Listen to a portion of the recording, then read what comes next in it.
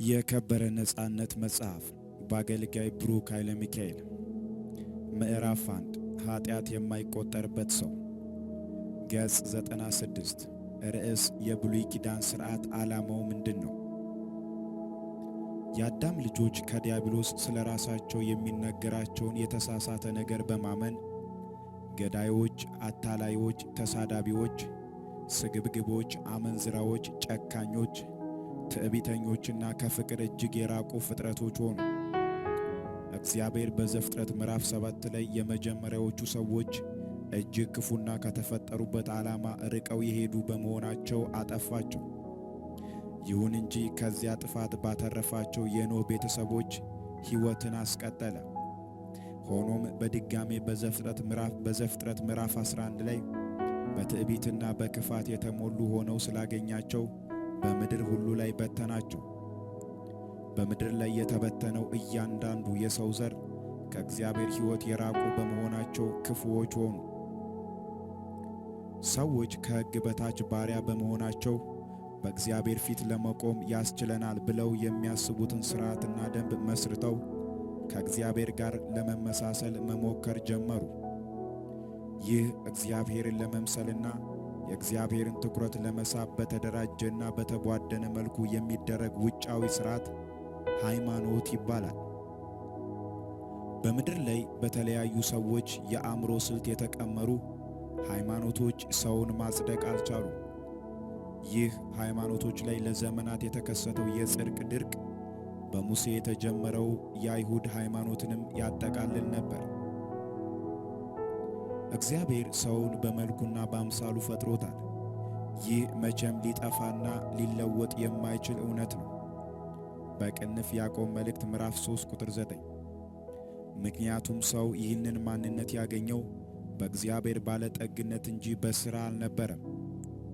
በሥራ ያልተገኘ ማንነት ሁሉ በሥራ አይሄድም። እግዚአብሔር አዳም ስለ ራሱ ውሸትን አመነም አላመነም የእርሱ እውነትን አለማመን እውነትን ውሸት አያደርገውም። በቅንፍ ሮሜ ምዕራፍ 3 ከቁጥር 3 እስከ 4። ይሁን እንጂ አዳም ማንነቱን በጸጋ ከመቀበል ዘላለማዊ ሥርዓት ይልቅ በማድረግ ወደ ማግኘት ምድራዊ ሥርዓት በመውረዱ ኀጢአት ወደ ምድር ገብቷል። በማድረግ የማግኘት ሥርዓት ሰውን የኀጢአት ባሪያ በማድረግ በኩነኔ የተሞላ ፈሪ ያደረገው። እግዚአብሔር በሙሴ አማካኝነት የተጻፈ ሕግ ከሕዝቦች መካከል ለተመረጡ እስራኤላውያን ሰጠ። ሕግ በሙሴ ተጽፎ ይምጣ እንጂ ሰዎች ከአዳም ጀምሮ በሐሳባቸው ካልተጻፈ ሕግ በታች ነበሩ። ሐዋርያው ጳውሎስ በሙሴ በኩል ሕግ ሲመጣ ገና የመጀመሪያው አለመሆኑን ሲገልጽ፣ ታዲያ ሕግ የተሰጠበት ምክንያት ምንድን ነው? ሕግ የተጨመረው ከመተላለፍ የተነሳ ተስፋው ያመለከተው ዘር እስኪመጣ ድረስ ነው ይለናል። በሙሴ በኩል ሕግ ተጨመረ እንጂ እንደ አዲስ አልመጣም።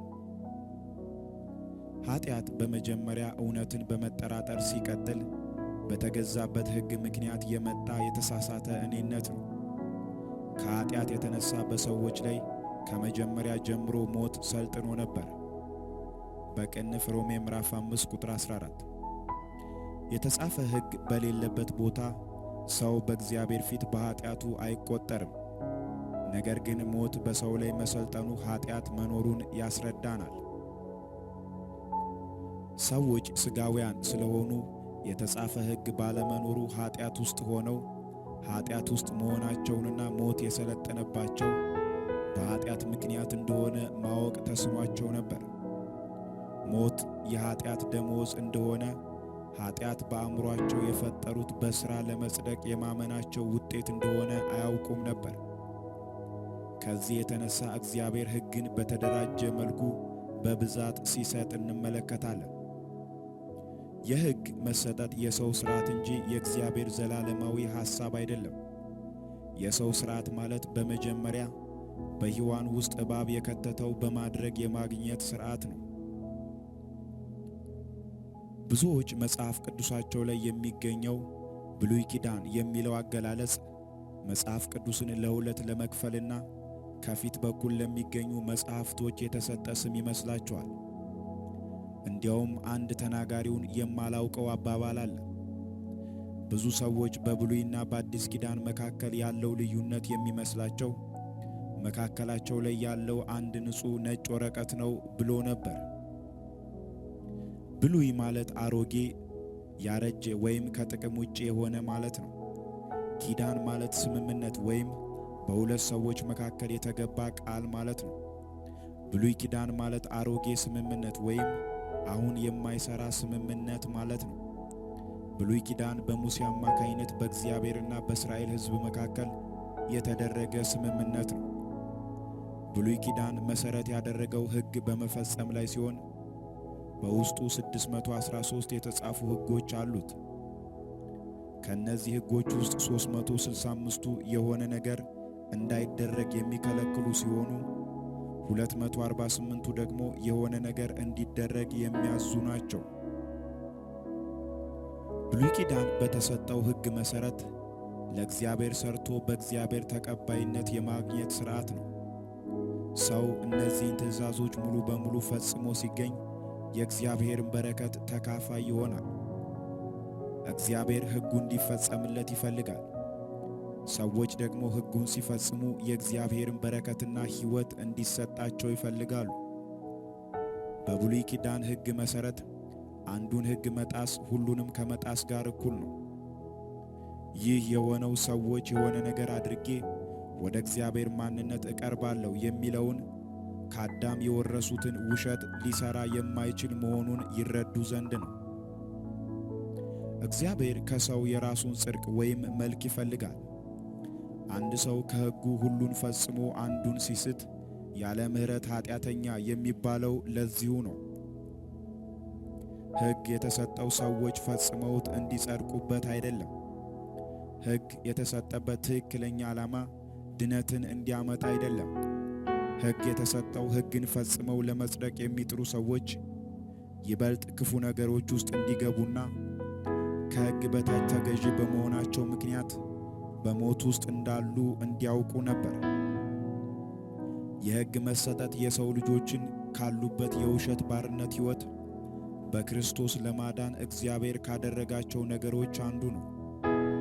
የሕግ መሰጠት ሰዎቹ በገቡበት የማድረግና ያለማድረግ ሥርዓት ውስጥ ጻድቅ ከመሆን ይልቅ ኃጢአተኛ መሆናቸውን በሚገባ እንዲያውቁ ረድቷቸዋል። ሐዋርያው ጳውሎስ በሕግ በኩል ባይሆን ኖሮ ኃጢአት ምን እንደሆነ ባላወቅኩ ነበር ይላል በቅንፍ ሮሜ ምዕራፍ 7 ቁጥር 7። በኃጢአት ውስጥ ተዘፍቀን በኃጢአት ውስጥ እንደሆንን ለማናውቀው የሰው ልጆች ኃጢአትን በኃጢአትነቱ ይበልጥ እንድናውቅ የተጻፈ ሕግ መሰጠት አስፈላጊ ሆኖ ነበር። ጳውሎስ ይህንን ሲያስረዳ ኃጢአት በኃጢአትነቱ ይታወቅ ዘንድ በጎ በሆነው ነገር በኩል ሞትን አመጣብኝ በቅንፍ ሮሜ ምዕራፍ 7 ቁጥር 13። ሁሉም ሕጎች ከመንፈሳችን በሚወጣ የእውነተኛ ማንነት ዕውቀት ወይም የሕይወት መንፈስ ሕግ እስኪዋጡ ድረስ ሥራቸው ሰውን ኃጢአተኛ እንደሆነ ማሳመን ነው። ሕግ ሰው ሁሉ ባለመታዘዝ ኃጢአተኛ መሆኑን እንዲያውቅ ያደርጋል። በቅንፍ ሮሜ ምዕራፍ 7 ከቁጥር 7 እስከ 13። ሐዋርያው ሕግ ለምን እንደተሰጠ ሲያብራራ ይህም የሕግን ሥራ በመሥራት ሥጋ የለበሰ ሁሉ በእርሱ ፊት ስለማይጸድቅ ነው፣ ኃጢአት በሕግ ይታወቃልና ይላል በቅንፍ ሮሜ ምዕራፍ 3 ቁጥር 20። በተመሳሳይ ይቀጥልና ሕግ በመምጣቱ መተላለፍ በዛ፣ ኃጢአት ያለ ሕግ ሙት ነው ይላል በቅንፍ ሮሜ ምዕራፍ 7 ቁጥር 8። እንዲሁም ሕግ ከመሰጠቱ በፊት ኃጢአት በዓለም ላይ ነበር፣ ነገር ግን ሕግ በሌለበት ኃጢአት አይቆጠርም ይላል በቅንፍ ሮሜ ምዕራፍ 5 ቁጥር 13። በሕጉ አማካይነት እግዚአብሔር የሰዎችን ኃጢአት በመቁጠር ሰዎች ከሕግ በታች መሆን እስኪሰለቻቸው ድረስ እንደ ሥራቸው በሕጉ መሠረት ይከፍላቸዋል። ይህ ሐዋርያው ሕግ ሞግዚታችን ነው ብሎ እንደገለጸው ነው። ስለዚህም በእምነት እንጸድቅ ዘንድ ሕግ ወደ ክርስቶስ የሚያደርሰን ሞግዚታችን ሆነ በቅንፍ ገላትያ ምዕራፍ 3 ቁጥር 24። የሙሴ ሕግ ሞግዚት እንጂ እውነተኛ እናት አይደለም። የሰው ልጆች በመጀመሪያ ከጸጋ በእምነት ተወልደው ነበር። ነገር ግን በእባብ ውሸት በመታለል ከእናታቸው ከጸጋ በመጥፋት ሕግን መርጠዋል። ሰዎች ተመልሰው ጸጋ ጋር እስኪደርሱ ድረስ በሙሴ አማካይነት ሙሉ በሙሉ ለሕግ በሞግዚትነት ተላልፈው ተሰጥተዋል። በቅንፍ ገላትያ ምዕራፍ 3 ከቁጥር 19 እስከ 22። ይህም የሆነው በሞግዚት እጅ እንዲሰቃዩ ሞግዚት ፈጽሞ እንደ እናት ልትሆን እንደማትችል እንዲያውቁና እናታቸውን እንዲናፍቁ ዘንድ ነው። ሐዋርያው ጳውሎስ ሕግ በሞግዚትነት እንዴት ሥራውን እንደሠራ በሮሜ ምዕራፍ 7 ከቁጥር 14 እስከ 25 ላይ የራሱን የቀደመ ሕይወት እንደ ምሳሌ በማስቀመጥ በሕግ ምክንያት እንዴት እየተሰቃየ እንደነበረና ከታሰረበት የኀጢአት ሕግ የሚያስወጣው አካል እንደሚፈልግ ይናገራል። ቁጥር 14 ላይ የተሰጠው ሕጉ መንፈሳዊና ጠቃሚ ነው። ነገር ግን ሕጉ የመጣው እኔ ለኀጢአት ተሸጬ ባሪያ ከሆንኩ በኋላ ነው ይላል። ይህ ማለት የሰው ልጆች በሙሉ በአዳም ምክንያት መንፈሳችን ላይ ያለውን መልክና አምሳል የእኛ ማንነት መሆኑን በመጠራጠር በነፍሳችን ውስጥ ለገባው ኀጢአት ወይም የተሳሳተ የማንነት ዕውቀት ባሪያ ሆነናል። ሰዎች አይደለንም ብለን የምናስበውን የመንፈስ ማንነታችንን ሆነን ለመገኘት ከእግዚአብሔር ሕግ በታች ወይም ነን ብለን በነፍሳችን ከምናስበው የሥጋ ማንነት ለመውጣት ከኀጢአት ሕግ በታች ሆነናል።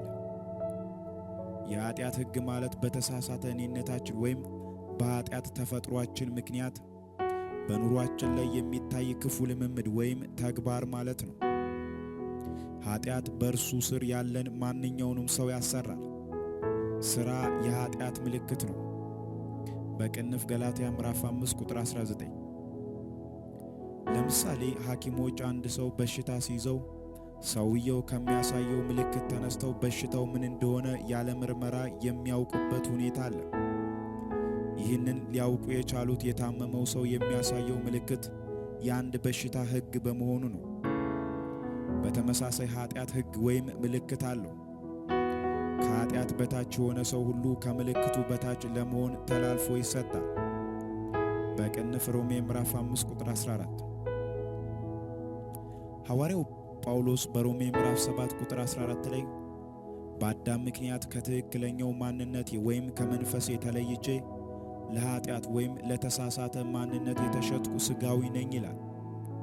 ከዚያ ቁጥር 15 ላይ በዚህ ማንነቴ ሆኜ የማደርገውን አላውቅም ነበር አለ።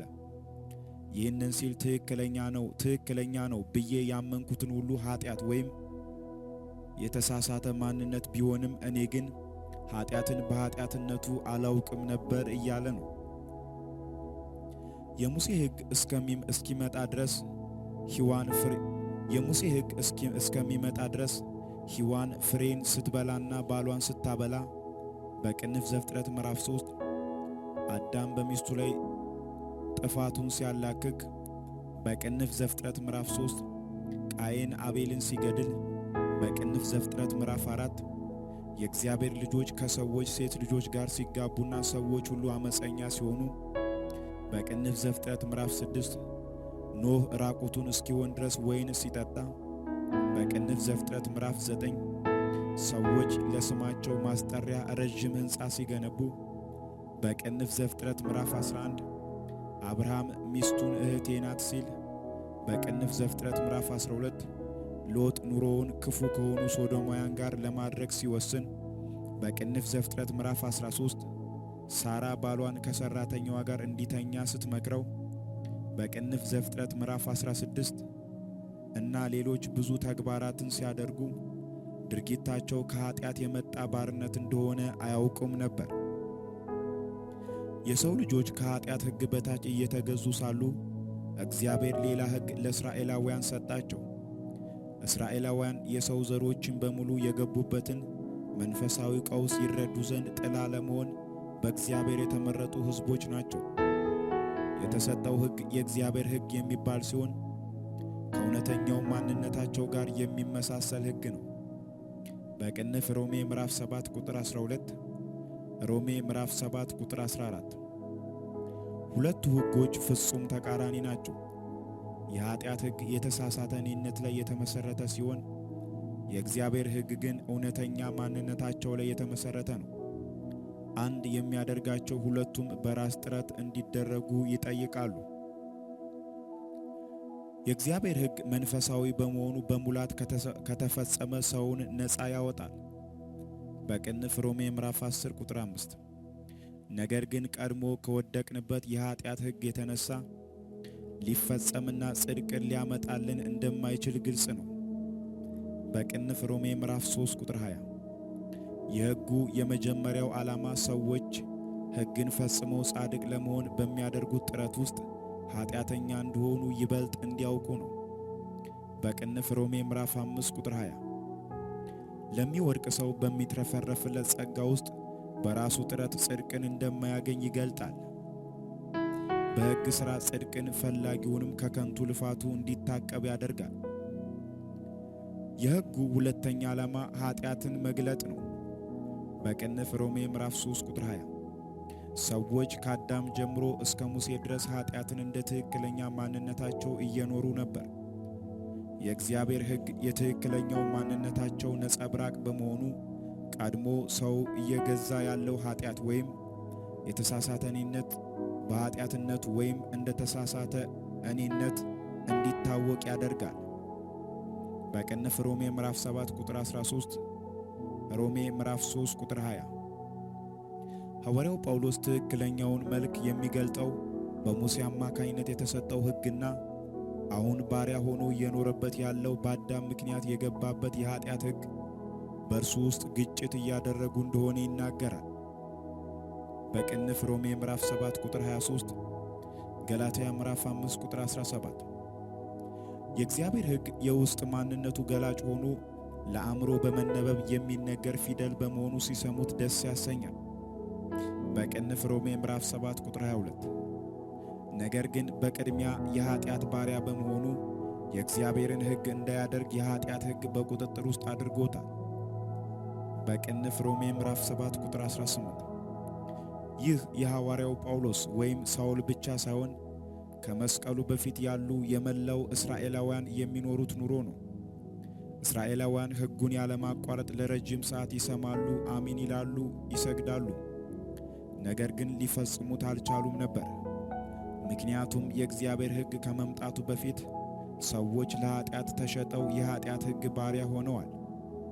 የእግዚአብሔርን ሕግ ለመፈጸም የሚያደርገው ምኞትና ሙከራ በኃጢአት ምክንያት በተደጋጋሚ ያልተሳካ በመሆኑ ሐዋርያው ቁጥር 24 ላይ ለራሱ በራሱ ምንም ማድረግ የማይችል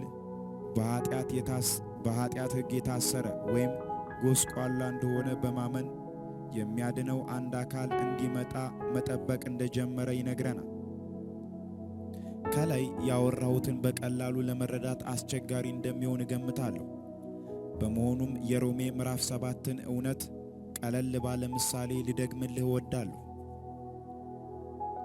በድሮ ጊዜ አንድ ሕፃን ወይም የሰው ዘር በሙሉ ከኢትዮጵያ ወይም ከእውነተኛው ማንነታቸው በአባቱ ወይም በአዳም አማካኝነት ተሸጦ እንግሊዝ ሀገር ወይም የተሳሳተ የማንነት ወይም ኃጢአት ውስጥ ገባ እንበል።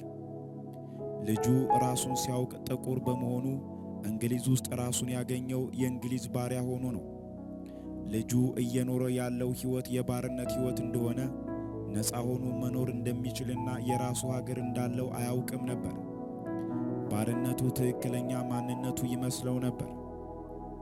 ከዕለታት አንድ ቀን ልክ እንደርሱ ባሪያ የሆነ አንድ ኢትዮጵያዊ እንግሊዝ ሀገር ውስጥ አገኘ።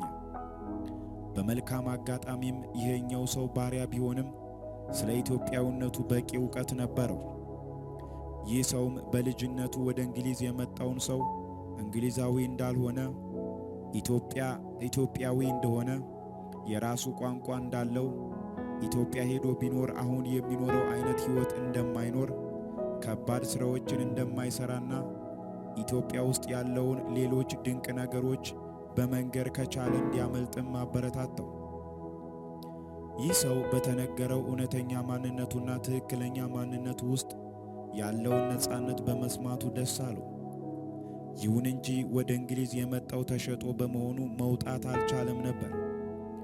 ምንም እንኳን የሀገሩን የሚያኮሩ ቋንቋዎች መናገር ቢያምረውም የኢትዮጵያን ባንዲራ ማውለብለብ ቢፈልግም ከአባይ ወንዝ መጠጣት ከአርሲ ጤፍ እንጀራ መብላት ቢፈልግም ከአርባ ምንጭ ፍራፍሬ ቢያምረውም የኤርታሌን እሳተ ገሞራ የአክሱምን ሐውልት ማየት ቢመኝም ጅጅጋ ሄዶ በቅናሽ የራሱን ልብስ መግዛት ቢያልምም ጋምቤላና ቤኒሻንጉል ሄዶ በባህላቸው መደነቅ ቢፈልግም የሀገሩን ሚስት አግብቶ ሐዋሳ የፍቅር ሐይቅ ላይ መዝናናት ቢጓጓም ሶዶ ላይ እየሳቀ መጨፈር ቢፈልግም እንዲሁም ሌሎች ድንቅ ነገሮች ማድረግ ቢመኝም እርሱ ግን የሚፈልገውን ማድረግ የማይችል ባሪያ ነው። በተደጋጋሚ ከእንግሊዝ ለማምለጥ በራሱ ሙከራ ቢያደርግም በእንግሊዝ ጥብቅ ሕግ ምክንያት ተይዞ የባሰ መከራን ከመቀበል ውጪ ምንም ማድረግ አልቻለም ነበር። ከዚያ በኋላ ሕይወቱ በአንድ በኩል ስለ ሀገሩ የተነገረውን አስደሳች ነገር ያለመታከት በራሱ ለማምለጥ እንዲሞክር ሲያደርገው፣ በሌላ በኩል ደግሞ በእንግሊዝ ሕግ በቁጥጥር ስር መዋል ሕይወቱ ሆነ። በመጨረሻ ግን በራሱ ለማምለጥ የሚያደርገውን ሙከራ መቼም እንደማይሳካ ተረዳ። የተሸጠበትን ዋጋ ከፍሎ ወይም ዋጅቶ ነፃ የሚያደርገው ሰው እስኪመጣም መጠባበቅ ጀመረ። ይህ ሐዋርያው ጳውሎስ በሮሜ ምዕራፍ 7 ከቁጥር 14 ጀምሮ የነገረን እውነታ ነው። በእግዚአብሔር የተሰጠው ሕግ ሙሉ በሙሉ ዓላማውን በማሳካት በኃጢአት መቆጠር አማካኝነት በእግዚአብሔር ጸጋ የሚመጣውን ኃጢአት የሚወገድበትንና የማይቆጠርበትን ዘመን በተስፋ እንዲጠባበቁ አድርጓቸዋል። በቅንፍ ሮሜ ምዕራፍ 11 ቁጥር 32 በሕጉ ሰዎች ይበልጥ ከእግዚአብሔር እየራቁ መጡ እንጂ እግዚአብሔርን መምሰል አልቻሉም። ሰዎች የተሰጣቸውን ሕግ ተላልፈው ሲገኙ ራሳቸውን እንደ ኃጢአተኛ ይቆጥሩ ነበር። ፍርድ የሚገባቸው እንደሆኑ ያምኑ ነበር። እግዚአብሔር ኃጢአትን ቆጠረ ማለት ሰዎችን በሕጉ መሠረት እንደ ኃጢአተኛ አሰበ ወይም ሰዎች ራሳቸውን በሚያስቡበት መንገድ አሰበ ማለት ነው። በመጽሐፍ ቅዱስ መቁጠር የሚለው የግሪክ ቃል ኢሎጊዮ የሚል ሲሆን ትርጉሙ መለጠፍ ወይም መጨመር ወይም የሆነ ነገር ላይ ደርቦ ማስቀመጥ ማለት ነው። በቅንፍ ሮሜ ምዕራፍ 5 ቁጥር 13፣ ፊልጵስዩስ ምዕራፍ 1 ቁጥር 18 ኃጢአት ተቆጠረ ስንል እግዚአብሔር ስለ ሰው ካለው የራሱ መልክና አምሳል ዕውቀት በተጨማሪ ሰውን ራሱን በሚያስብበት የተሳሳተ ዕውቀት ወይም ኃጢአት ሰውን ቆጠረ ማለት ነው። ኃጢአት የተቆጠረበት ሰው በኃጢአት ምክንያት የሚመጣውን ፍርድ ሁሉ ይቀበላል። ከሕግ መሰጠት በኋላ እግዚአብሔር ሰዎችን እንደ መልኩ ማሰቡን ትቶ በሕጉ ኪዳን መሠረት እንደ ኃጢአተኛ ማሰብ ጀመረ። ሰዎችም በሕግ ምክንያት የሚመጣውን ፍርድና ኩነኔ መሸከም ጀመሩ። በዚህም ሰዎች ከሕጉ በታች በመሆናቸው ምክንያት ለሞትና ለጨለማ ሕይወት ተላልፈው እንደተሰጡ አወቁ። እግዚአብሔር ሕግን የሚተላለፉ ሰዎችን በጨለማ እንዲኖሩ የሚፈቅደው ክፉ ስለሆነ ሳይሆን ሰዎች በሕግ ሥርዓት ውስጥ እስካሉ ድረስ ከጨለማ ሕይወት እንደማያመልጡ እንዲያውቁ ነው። በቅንፍ ዘዳግም ምዕራፍ 28 ቁጥር 1